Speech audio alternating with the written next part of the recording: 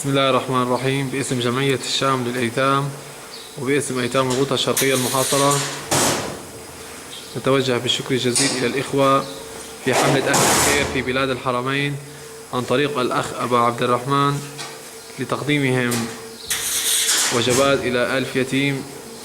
داخل الغوطة الشرقية.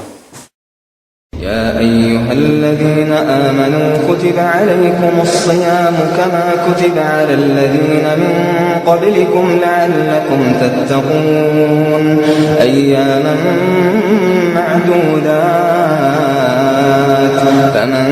كان منكم مريضا أو على سفر فعدة من أيام أخر وعلى الذين يطيقونه فدية طعام مسكين فمن تطوع خيرا فهو خير له وأن تصوموا خير لكم إن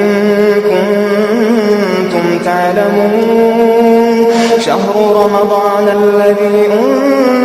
أنزل فيه القرآن هدى للناس وبينات من الهدى والفرقان فمن شهد منكم الشهر فليصم ومن كان مريضا أو على سفر فعدة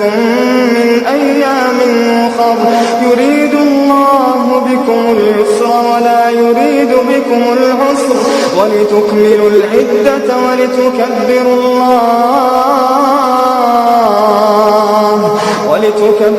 الله على ما هداكم ولعلكم تشكرون وإذا سألك عبادي عني فإني قريب أجيب دعوة الداعي إذا